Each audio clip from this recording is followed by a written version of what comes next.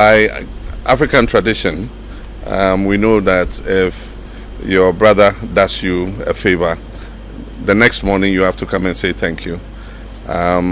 We had elections last year in Ghana, and I was elected the president, and I sent an invitation to my brother to come and attend my investiture. And he left everything he was doing and came to the investiture. And so when he was leaving, I told him I'll come and say thank you.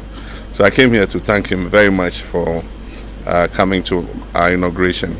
We've had a long discussion, and I think that we've discussed issues of mutual interest. We've discussed the issue of AES and ECOWAS, and I've got new perspectives about the concerns that the three countries have in respect of their relations with ECOWAS. And so I assured Mr. President that at the next ECOWAS meeting I would pass on what they have explained to me to the other leaders. I think there's a breakdown of trust amongst the leadership. It will take time to rebuild it, but we have to work on it so that we restore trust and confidence with each other so that we can work together, even if we are not part of the same regional body. And so we discussed that. We also discussed security. I mean, in Africa we say when your neighbor's house is on fire, you have to help him to quench it, otherwise it will spread to your own house.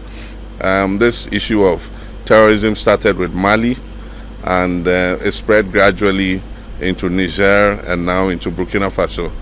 And like I said, terrorism is like a cancer. If you don't fight it together, it will spread throughout the body. So how we can collaborate in terms of the fight against terrorism is another issue we discussed. But then also we discussed the issue of our economic relations in respect of trade between our people, free movement of our people between our countries, and how we can improve the transit trade through Ghana for Burkina importers who bring their goods through Ghana to Burkina, how we can improve the transit corridor so that they're able to do that without any disturbance. We also discuss issues about the trade between us in agricultural products. We export some products to Burkina Faso, and Burkina also exports some products to Ghana. So we talked about how we can facilitate that trade. So those were the key things. We're also looking at a possible direct flight from Accra to Ouagadougou at least once a day. There's an airline in Ghana that wants to start that flight, and then also how we can increase the supply of power to Burkina Faso, electricity exports to Burkina Faso, and also the transit corridor for petroleum products. Recently, Burkina has bought a storage terminal in Tema, and so we're looking to see how they can use the pipeline. We have a pipeline to Bolgatanga, and we want to extend it to Ouagadougou so that we can push the fuel and diesel products through. In Africa we say when your neighbor's house is on fire, you have to help him to quench it, otherwise it will spread to your own house. This issue of terrorism started with Mali, and it spread gradually into Niger and now into Burkina Faso. And like I said, terrorism is like a cancer. If you don't fight it together, it will spread throughout the body.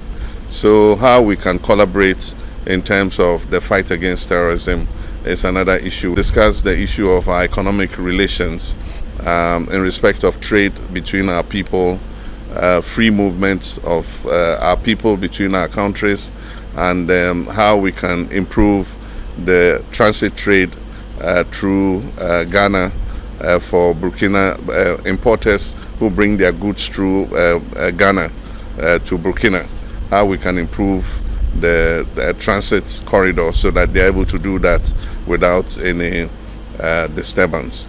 We also discuss issues about the trade between us in agricultural products. We export some products to Burkina Faso, and Burkina also exports some products to Ghana. So we talked about how we can facilitate that trade. So those were the key things. We're also looking at a possible direct flight from Accra to Ouagadougou at least once a day. There's an airline in Ghana that wants to start that flight.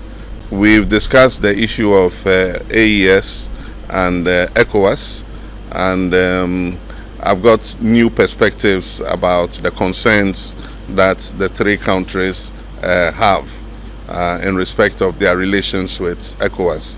And so I assured Mr. President that at the next ECOWAS meeting, I would pass on what they have explained to me to the other leaders. I think there's a breakdown of trust amongst the leadership.